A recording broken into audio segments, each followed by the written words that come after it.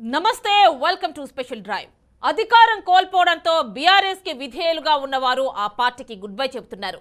మొన్నటి వరకు అధికార కాంగ్రెస్ లోకి వలసలు కొనసాగ్గా లోక్సభ ఎన్నికలు సమీపిస్తున్న వేళ ఇప్పుడు బీఆర్ఎస్ నుంచి బీజేపీలోకి వెళ్తున్నారు. అసెంబ్లీ ఎన్నికల్లో ఘోర పరాజయం తర్వాత ఆ పార్టీలో సమీకరణాలు వేగంగా మారిపోతున్నాయి. పలువురు సిట్టింగ్ ఎంపీలు ఆ పార్టీ తరపున పోటీకి వెనుకంజ వేస్తున్నట్లు తెలుస్తోంది. సిట్టింగ్ ఎంపీలను బుజ్జగిస్తున్నా కొందరు ససేమిరా అన్నట్లు తెలిసింది. దీంతో ఆయా స్థానాల్లో ఎవరిని బరిలోకి దింపాలనే అంశంపై బీఆర్ఎస్ అధిష్టానం మల్లగుల్లాలు పడుతోంది. ముఖ్యంగా చేవెళ్ల సిట్టింగ్ ఎంపీ గడ్డం రంజిత్ రెడ్డి పోటీకి నో అంటున్నట్లు సమాచారం.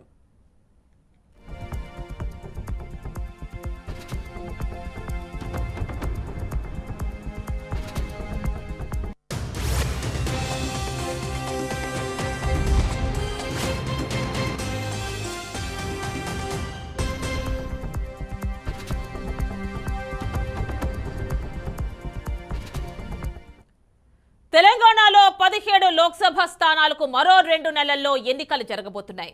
వీటిల్లో బీఆర్ఎస్ కు 9 మంది ఎంపీలున్నారు. ఇందులో 3 ఇప్పటికే పార్టీకి గుడ్ బై చెప్పారు. ఒకరు కాంగ్రెస్ లో, 2 బీజేపీ తీర్థం పుచ్చుకున్నారు. బీఆర్ఎస్ నుంచి 4 పోటీకి దూరం అవ్వగా మెదక్ ఎంపీ కొత్త ప్రభాకర్ రెడ్డి ఎమ్మెల్యేగా గెలిచాక రిజైన్ చేశారు. బీఆర్ఎస్ కు 5 అభ్యర్థులు కరువయ్యారు.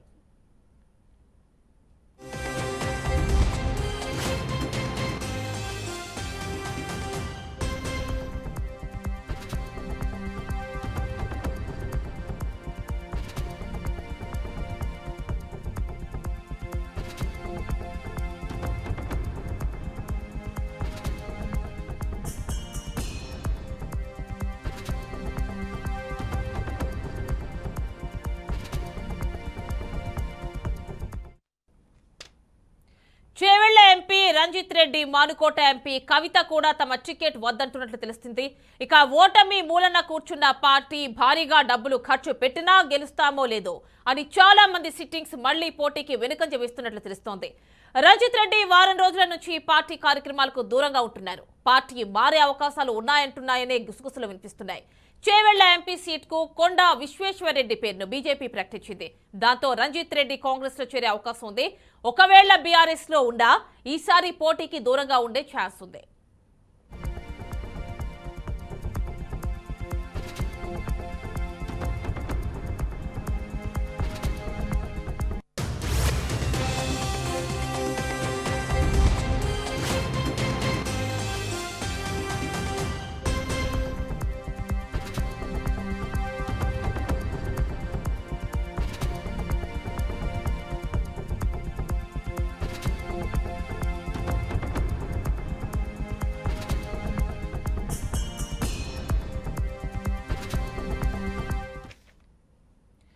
మిగిలిన 4 సిట్టింగ్స్ లో ఖమ్మం ఎంపీ నామా నాగేశ్వరరావు, వరంగల్ పసుమాను దయాకర్, మహబూబాబాద్ ఎంపీ మాలోత్ కవిత, మహబూబ్ నగర్ ఎంపీ మన్నె శ్రీనివాస్ రెడ్డి పోటీ చేస్తారా? ఈసారి నిలబడే ఛాన్స్ ఉంటుందా అన్నది చర్చనీయాంశంగా మారింది. ఒక్క నామానే మళ్లీ పోటీకి రెడీ అవుతున్నట్లు పార్టీ రాజకీయ వర్గాలు చెబుతున్నాయి. మళ్లీ పోటీ చేయమని పిలిచి టికెట్ ఇస్తున్నా తీసుకోవట్లేదు. దాంతో గులాబీ బాస్ కేసీఆర్ మిగిలిన నియోజకవర్గాల్లో కొత్త అభ్యర్థుల కోసం వెతుకుతున్నారు. ఇక గతం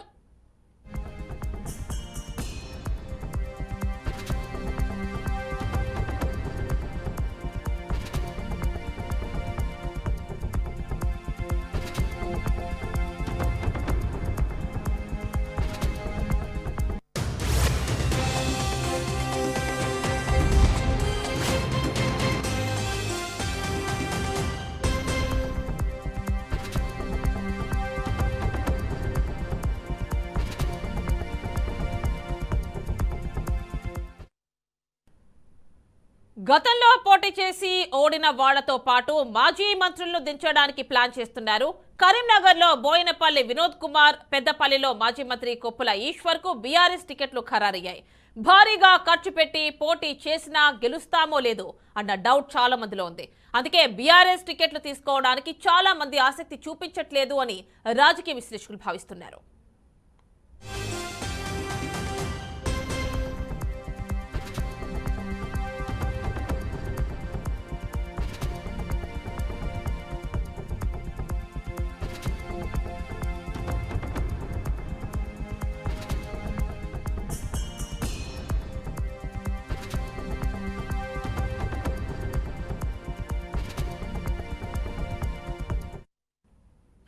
తెలంగాణలో 10 ఏళ్లు అధికారంలో ఉన్న బీఆర్ఎస్ పార్టీ క్రమంగా ఖాళీ అవుతోంది. చేతిలో బెల్లం ఉన్నంత వరకే ఈగలు, బెల్లం అయిపోతే ఈగలు ఉండవు అన్న చందంగా మారింది ఆ పార్టీ పరిస్థితి. లోక్సభ ఎన్నికల్లో పోటీ చేసే అభ్యర్థులు లేక దిక్కులేని తోచని పరిస్థితుల్లో బీఆర్ఎస్ పార్టీ ఉంది. ఇక ఫుల్ డీటెయిల్స్ మా కరెస్పాండెంట్ వాసు అందిస్తారు. వాసు, చెప్పండి, బీఆర్ఎస్ నుంచి ఇప్పుడు ఏవైతే లోక్సభ ఎన్నికలకు అభ్యర్థులను ప్రకటించాలో ఎవరు కూడా అభ్యర్థులు దొరుకుతున్నట్లుగా కనిపించట్లేదు. అట్లీస్ట్ సిట్టింగ్స్ కూడా మళ్ళీ తిరిగి స్థానానికి, అంటే అవే స్థానాలకు కానీ వేరే చోట్ల కానీ పోటీ చేయడానికి ఆసక్తి చూపిస్తున్నట్లుగా తెలియట్లేదు. ఫుల్ డీటెయిల్స్ ఇవ్వండి.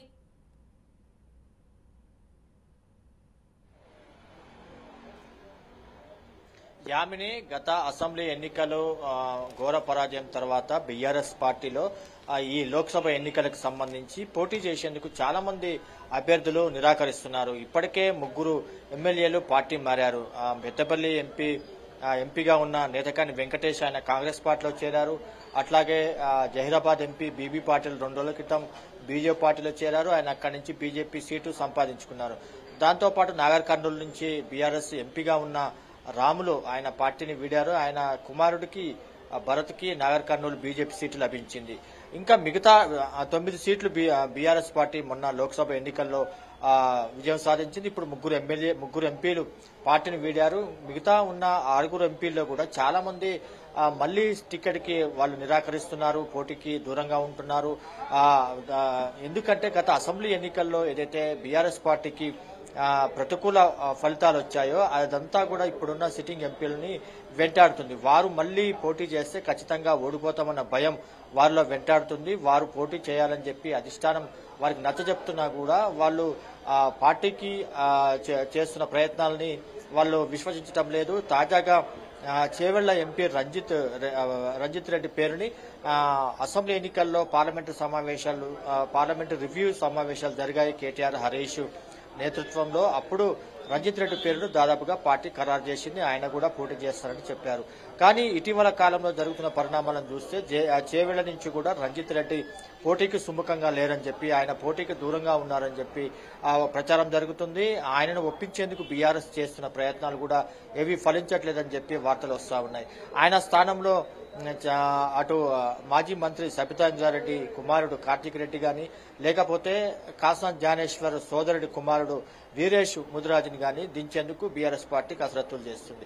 అంటే ఈ రకంగా సిట్టింగ్ ఎంపీలందరూ కూడా దూరంగా ఉండటం, పోటీకి ఇంట్రెస్ట్ లేకపోవడంతో వాళ్ళు పక్కచూపులు చూస్తుండటంతో బీఆర్ఎస్ పార్టీకి ఇదంతా కూడా ఇబ్బందికరమైన పరిస్థితి వచ్చింది. వారిని నచ్చజెప్పే ప్రయత్నాలు కానీ, అట్లాగే బుజ్జగింపు చేసే ప్రయత్నాలు కూడా ఏవి కూడా ఫలించట్లేదు. అట్లాగే ఖమ్మం సంబంధించి నామనాగేశ్వరరావు పేరు కూడా పార్లమెంటరీ రివ్యూ సమావేశాల్లో ఆయన పేరును దాదాపుగా ఖరారు చేశారు.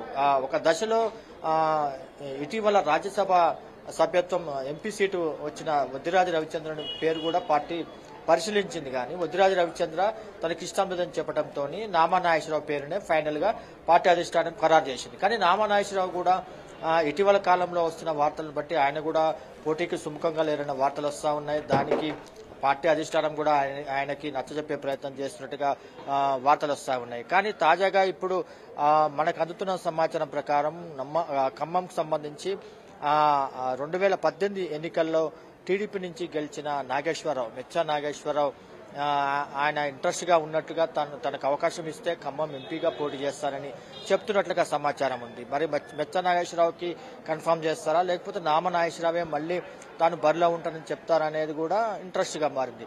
ఇటు మహిబాద్ ఎంపీ మాలోత్ కవిత కూడా ఆమె కాంగ్రెస్ లో చేరుతారన్న ప్రచారం జరుగుతుంది. కానీ దానికి సంబంధించి క్లారిటీ లేదు.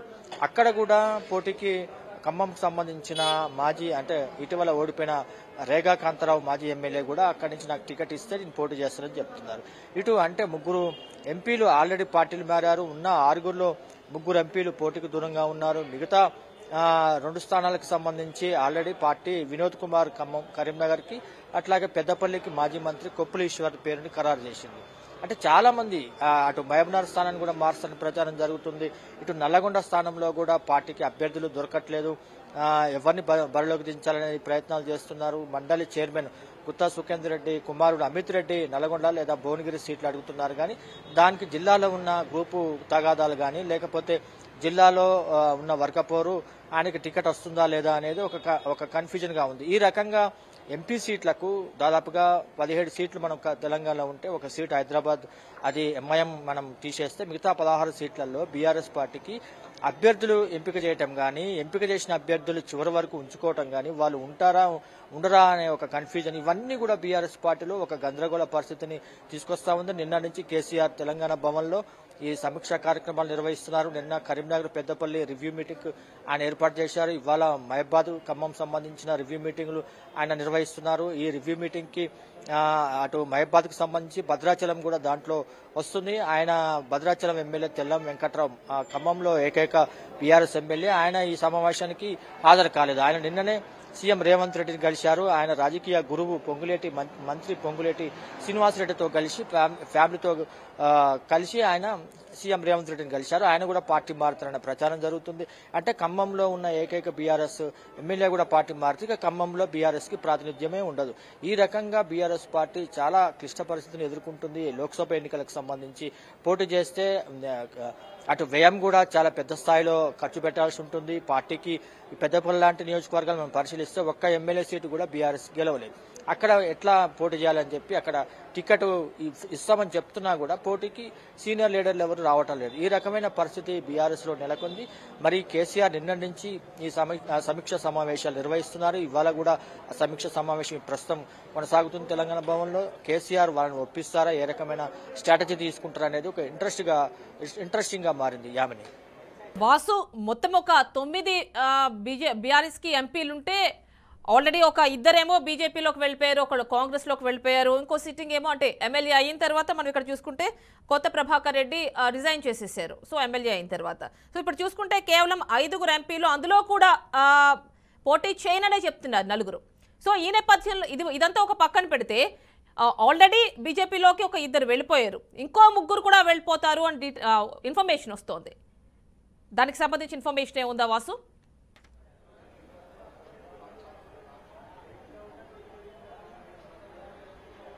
అదే యామిని, ఆల్రెడీ 3 ఎంపీలు, 2 మీరు మనం అనుకున్నట్లుగా బీజేపీలోకి చేరిపోయారు. ఆ 2 ఎంపీలకి బీజేపీ టికెట్లు కన్ఫర్మ్ చేసింది. నాగర్ కర్నూలు నుంచి రాముల్ కుమారుడు భరత్ కి, అట్లాగే జహీరాబాద్ నుంచి ఆల్రెడీ సిట్టింగ్ బీఆర్ఎస్ నుంచి ఉన్న ఎంపీ బీబీ పాటిల్ కి బీజేపీ టికెట్ కన్ఫర్మ్ చేసింది. అటు ఈటల రాజేందర్ కూడా బీఆర్ఎస్ నుంచి వెళ్లిన వ్యక్తే, ఆయన కూడా బీజేపీ మల్కాజ్గిరి సీటుని కన్ఫర్మ్ చేసింది. ఈ రకంగా నిన్న ఏదైతే బీజేపీ అనౌన్స్ చేసిన సీట్లలో మేజర్ పార్ట్ అంతా కూడా బీఆర్ఎస్ నుంచి చేరిన వ్యక్తులకే బీజేపీ టికెట్ ఇస్తా ఉంది. అట్లాగే ఇప్పుడు ఆల్రెడీ 3 పోయారు, 9 మందిలో ఇంకా 6 ఉన్నారు. ఈ 6లో 3 ఎమ్మెల్యేలు కూడా మారతారనే ప్రచారం జరుగుతుంది. మిగతా వాళ్ళు కూడా సీట్ ఇస్తామన్నా కూడా తీసుకునే పరిస్థితి లేదు. పోటీకి వ్యయం కావచ్చు, లేకపోతే కింది స్థాయిలో ఎమ్మెల్యే లేకపోవచ్చు. అట్లాగే అంటే పార్లమెంట్ ఎన్నికలకి ఏ రకంగా వెళ్ళాలి, ఏ స్లోగన్ తీసుకుని వెళ్తే ప్రజల్లోకి మనకు ఆదరణ పెరుగుతుందనేది బీఆర్ఎస్ లో క్లారిటీ లేదు. దాని గురించి కూడా చాలా మంది అభ్యర్థులు వెనకాడుతున్నారు. ఈ రకమైన పరిస్థితి ఉంది. అంటే మనం పరిశీలిస్తే ఇటు హైదరాబాద్ లో బీఆర్ఎస్ స్వీప్ చేసినా కూడా పార్లమెంటు సీటుకు వచ్చే వరకు ఒక చేవెళ్ల ఇటు మల్కాజ్గిరి అట్లాగే మెదక్ ఇక్కడ కన్ఫామ్ గా బీఆర్ఎస్ విజయం సాధించే అవకాశం ఉంది. ఎందుకంటే మెదక్ పార్లమెంటు నియోజకవర్గంలో సిద్దిపేట నుంచి వచ్చే మెజారిటీ ఖచ్చితంగా బీఆర్ఎస్ కి అడ్వాంటేజ్ గా మారుతుంది. అక్కడ కూడా పోటీ చేసేందుకు చాలా మంది అభ్యర్థులు వెనకంజ వేస్తున్నారు. ఇటు మల్కాజ్గిరి పరిధిలో దాదాపు అన్ని సీట్లు బీఆర్ఎస్ గెలుచుకుంది. కానీ అక్కడ ఎంపీ సీటుకి ఒక మల్లారెడ్డి తప్ప మిగతా వాళ్ళు ఎవరు కూడా పెద్దగా ఆసక్తి చూపించట్లేదు, మాజీ మంత్రి మల్లారెడ్డి తప్ప. ఈ రకమైన సిచ్యువేషన్ ఉంది. అంటే పార్టీ ఏ నినాదంతో ప్రజల్లోకి వెళ్ళాలి, అట్లాగే కేడర్లో ఉన్న డీలా ఏదైతే ఓడిపోయామన్న ఉందో అసెంబ్లీ ఎన్నికల్లో దాన్ని మళ్ళీ ఓవర్కమ్ చేసేందుకు బీఆర్ఎస్ పార్టీ అంతగా వాళ్ళలో ఉత్సాహం నింపే కార్యక్రమాలు ఏవి చేపట్టట్లేదని కేడర్ నుంచి వస్తున్న ప్రధానమైన ఆరోపణ. దానికి వాళ్ళలో ఉన్న డీలా పడ్డ కేడర్ ని మళ్ళీ ఉత్సాహంగా మళ్ళీ ఎన్నికల వైపు తీసుకురావడం కానీ, అట్లాగే ఆ ఎంపీ సీట్లకు సంబంధించి గెలుచుకునేందుకు బీఆర్ఎస్ పార్టీ తీసుకొస్తున్న స్లోగన్స్ ఏంటిది అంటే, ఇప్పటికే కాంగ్రెస్ పార్టీ బీఆర్ఎస్ మీద కాళేశ్వరం గాని, మేడిగడ్డ బ్యారేజ్ కుంగిపోవటం గాని, అట్లాగే కేఆర్ఎంబీకి ప్రాజెక్టులు అప్పగించాలనే విషయం కానీ, ఇటు విద్యుత్కు సంబంధించిన అంశాలు కానీ, ఆర్థిక పరమైన అంశాలు కానీ, ఇవన్నీ కూడా బీఆర్ఎస్ పార్టీ మీద కాంగ్రెస్ పార్టీ ధ్వజమెత్తుతుంది. ఇవన్నీ ఓవర్కమ్ కావాలి.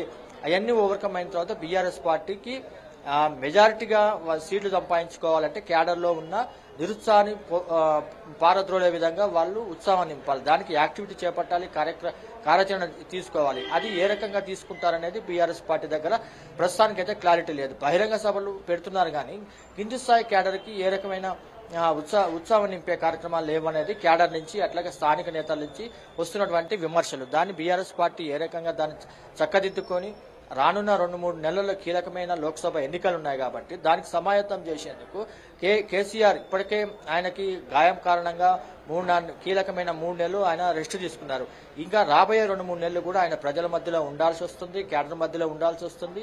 అట్లాగే ఢీలాబడ్డ ఈ స్థానిక నేతలు కానీ క్యాడర్ని కానీ మళ్ళీ ఉత్సాహంగా పార్టీ ట్రాక్లోకి లైనప్లోకి తీసుకురావాల్సి ఉంటుంది. ఇవన్నీ కూడా కేసీఆర్ మీద చాలా పెద్ద బాధ్యత ఉంది. దానికి ఆల్రెడీ నల్లగొండలో బహిరంగ సభని బీఆర్ఎస్ పార్టీ నిర్వహించింది. ఈ నెల 12వ తేదీన కరీంనగర్లో మరొక బహిరంగ సభకి బీఆర్ఎస్ ప్లాన్ చేస్తుంది. దానికి పెద్ద ఎత్తున ప్రజలను సమీకరించి కాంగ్రెస్ పార్టీ ఏదైతే బీఆర్ఎస్ మీద ఆరోపణలు చేస్తున్నదో కేఆర్ఎంబీ అంశం కానీ లేకపోతే మేడిగడ్డ బ్యారేజ్ కుంగుబాటు కానీ కాళేశ్వరం ప్రాజెక్టుకు సంబంధించిన కుంగుబాటు కానీ ప్రాజెక్టు మీద వస్తున్న అవినీతి ఆరోపణలు కానీ ఇవన్నీ కూడా తిప్పికొట్టే విధంగా కాంగ్రెస్ పార్టీ చేస్తున్న ఆరోపణలు తిప్పికొట్టే విధంగా బలమైన గొంతును బీఆర్ఎస్ పార్టీ వినిపించాలి. ఆ రకంగా చేస్తుందా లేదా అనేది క్యాడర్లో వస్తున్న మెయిన్ డౌట్.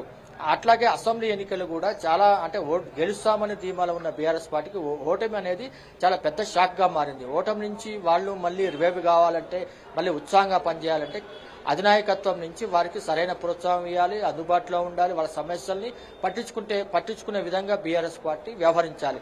అట్లా చేస్తేనే రాబోయే ఎన్నికల్లో బీఆర్ఎస్ పార్టీ ఎంపీ ఎన్నికల్లో అటు లీడర్లు దూరంగా ఉన్నా లీడర్లు పోటీకి అనాసక్తిగా ఉన్నా కూడా క్యాడర్ ఒకవేళ ప్రతిష్టంగా ఉంటే అనుకున్న స్థాయి కంటే అటు ఇటు అయినా కూడా ఫలితాలు వచ్చే అవకాశం ఉంది. మరి ఆ మేరకు బీఆర్ఎస్ పార్టీ ఏం చేస్తుంది అనేది కూడా ఇంట్రెస్ట్ గా మారింది. యామిని అంటే వాసు స్టేడియంలో ఉత్సాహం నింపితే సరిపోతుందంటారా? కాన్ఫిడెన్స్ నింపితే ఆ సిట్టింగ్స్ అందరికీ కూడా ఎంత వ్యతిరేకత ఉందో అసెంబ్లీ ఎన్నికల్లోనే చూసాం. ఇప్పుడు అదే నేపథ్యంలో ఎంపీ అంటే లోక్సభ ఎన్నికలకు ఎవరూ కూడా అభ్యర్థులుగా ముందుకు రాని పరిస్థితి చూస్తున్నాం.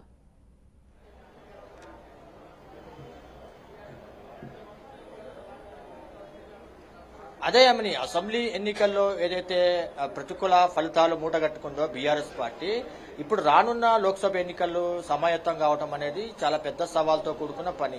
కేసీఆర్ 2-3 నెలలుగా క్యాడర్లో అందుబాటు లేకపోవటం, ఇటు అగ్రనేతలు కేటీఆర్ హరీష్ గాని వీళ్ళ భుజాల మీదనే పార్టీ బాధ్యతలంతా ఈ 2-3 నెలలు గడిచిపోయింది. గత అసెంబ్లీ ఎన్నికలు 2 సార్లు అసెంబ్లీ సమావేశాలు జరిగితే కేసీఆర్ అసెంబ్లీ సమావేశాలకు హాజరు కాలేదు. కానీ కాంగ్రెస్ పార్టీ నుంచి పెద్ద ఎత్తున బీఆర్ఎస్ పార్టీ మీద ఆరోపణలు వచ్చాయి. అటు సాగునీటి రంగం మీద శ్వేతపత్రం కావచ్చు, విద్యుత్ మీద శ్వేతపత్రం కావచ్చు, అట్లాగే ఆర్థిక పరిస్థితి మీద శ్వేతపత్రం, ఇవన్నీ కూడా కాంగ్రెస్ పార్టీ ప్రధానంగా బీఆర్ఎస్ ని టార్గెట్ చేస్తూ చేసిన విమర్శలకి గట్టిగా కౌంటర్ ఇచ్చే విధంగా బీఆర్ఎస్ ప్రయత్నించలేదనేది బీఆర్ఎస్ క్యాడర్ నుంచి వస్తున్న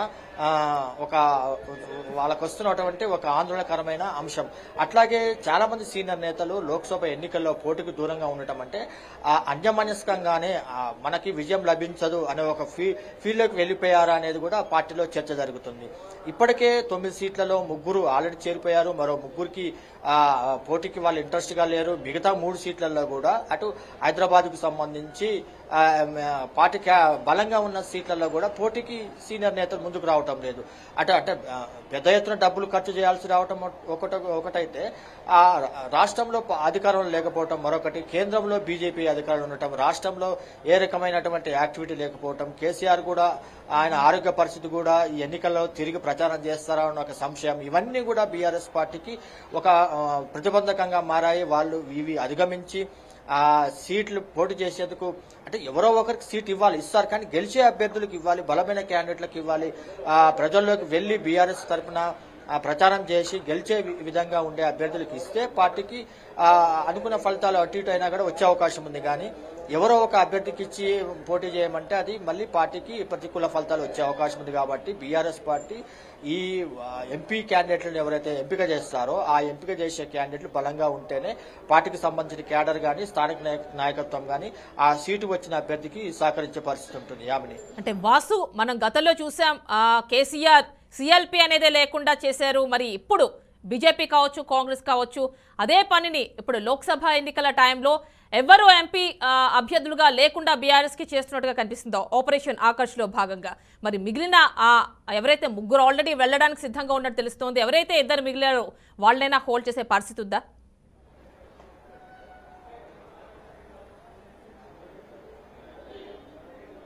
యామిని ఒక ఇంట్రెస్టింగ్ పాయింట్ ఇక్కడ మనం చెప్పుకోవాలి. మొన్న అసెంబ్లీ ఎన్నికల్లో హైదరాబాద్ మినహా మిగతా అన్ని ప్రాంతాల్లో కాంగ్రెస్ పార్టీకి గణనీయమైన సీట్లు వచ్చాయి.